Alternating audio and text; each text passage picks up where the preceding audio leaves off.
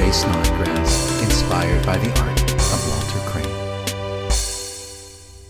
She'd absorbed all the stories from ages before, the sirens alluring poor sailors ashore to a vortex of horror and cries in the reef. But Erin was curious, drawn to the science, and bored by these childish beliefs. Arising each morning, she noted the tides and sang out her warning to boats that went by. But the ornery smugglers and cutthroats and thugs would gesture revoltingly, "Show us your jugs." Sometimes she'd say, "See then, and listen to me," but the seamen smiled, "Show us your college degree." Then they'd laugh till they crashed to their watery graves. What a waste, Erin thought, like my song just gets lost in the waves. Yet her voice triggered ripples that stirred in the depths of the ocean king's heart, every murmur and breath. He was hooked on her theories and wild speculations, till one day he followed her echolocation, her beauty, and tethered his strength in a net. And he knew if he didn't pursue, then he'd never forget her and live in a stew of regret. He lunged through the foam, and before she could flee, he took hold of her, plunged to the floor of the sea. A full fathom 5 was the depth of the dive, and he summoned some bubbles that kept her alive. She wriggled. "What, Neptune? No, you can't be real, and rigs move by sails, not by things such as seals." He replied, "Really, Neptune?" She said, "I mean Triton." He roared, "Amateurs, I'm the mighty Poseidon."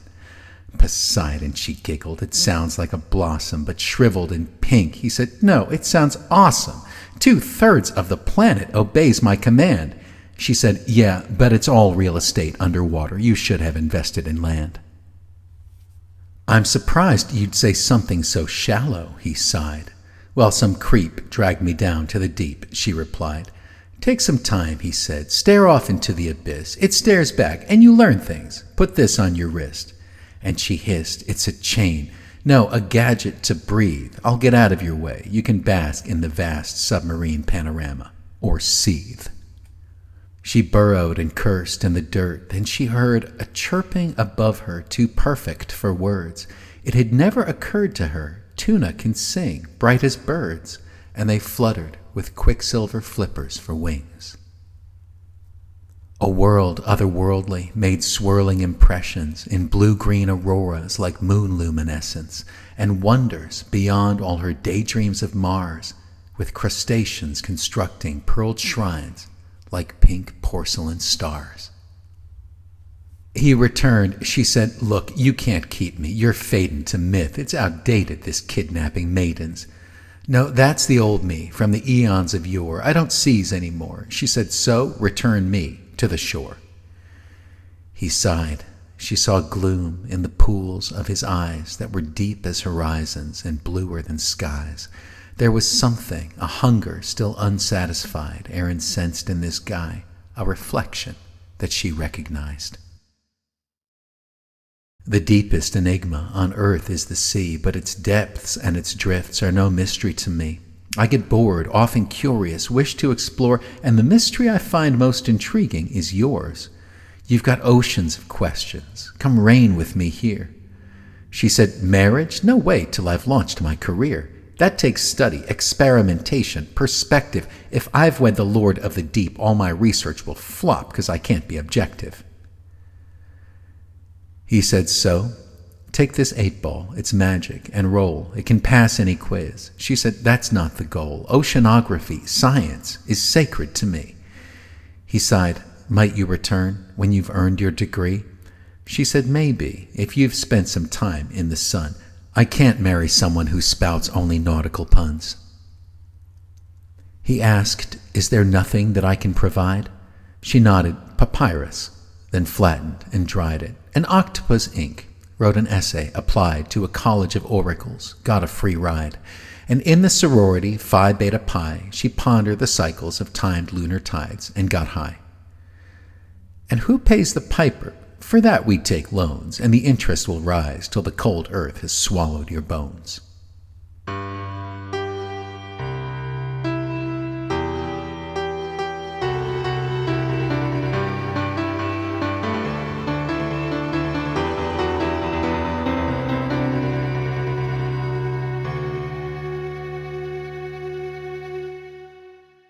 Poseidon ruled tracts of magnificent scale, but without her, the ocean felt stagnant and stale. Breakers roll, he surmised, mist will rise, rain will fall, tides arrive. I must answer the land siren's call. After all, I'm the last. All my family's vanished to far uninhabited planets long banished, while I'm treading water in dull undertow. Repetition, routine, time rolls on. I must go with the flow. He nervously surfaced and perched in a cave. He burned in the days, and he yearned for the waves. But immersed in the rays, he was learning to stand. Like the first worm emerging to land, he adapted and tanned. One day, as he stabbed at a crab, he heard chatter, so sad on the beach, and he asked, "What's the matter?" "We wed," said the groom, with the highest of hopes. 2 years later, we're both at the end of our ropes. Eternal perfection, she said, was our vow, but only in death could we live up to all that crap now. Poseidon considered, then said, "But emotion won't grow in a fishbowl. It rolls like the ocean, and sometimes the tide rises high, then it's low, but it climbs up to crest yet again, ebb and flow." She asked, "Are you married?" He answered, "Well, no, but the sonnets of seahorses, anthems of angelfish, whale songs, they all tell me so." The man sighed. "We can't hang our love out to dry. It deserves one more try," said the bride. "Thank you, sir, and goodbye." Semesters rolled by. Erin studied her topic, used water to magnify life microscopic. Bacteria down to the atoms she peered, till the hydrogen-oxygen molecules cleared. She'd formulate sodium chloride solutions to purify pools of their pests and pollution, then summon her sisters. "It's safe in this area. Here we can bathe, swim and play, without fear of malaria."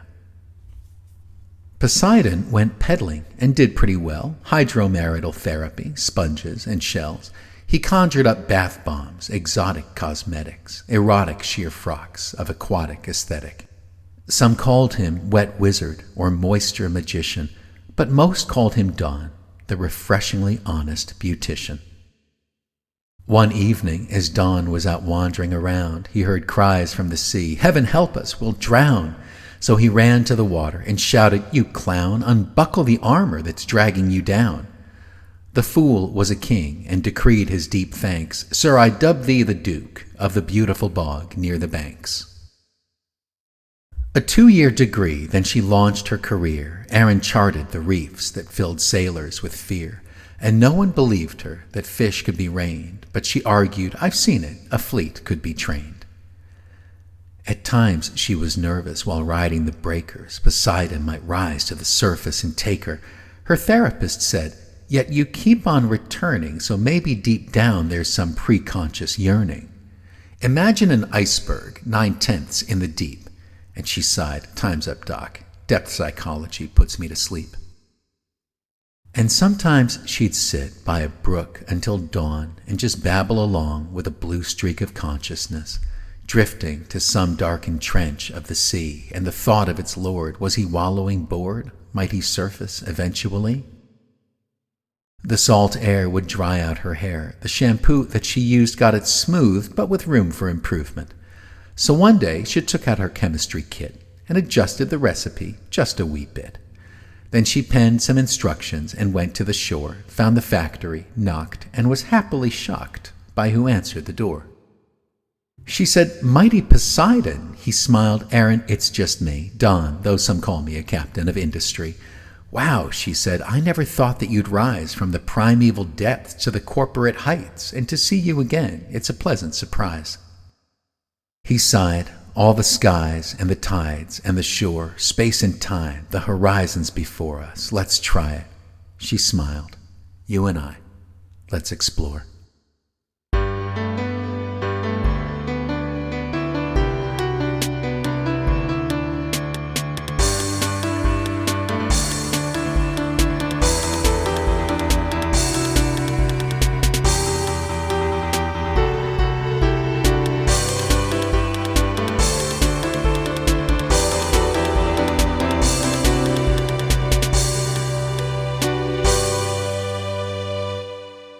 Walter Crane, who was born in 1845 and died in 1915, was an English illustrator of fairy tale books, political pamphlets, and sometimes wallpaper. He created these images for an 1897 edition of the Faerie Queene, a verse epic penned by Edmund Spenser in the 1590s. Thank you. This is Jay Snodgrass. This is Erin and the King of the Sea. This story and two others are currently out in paperback as an adult coloring book called Every Now and Then.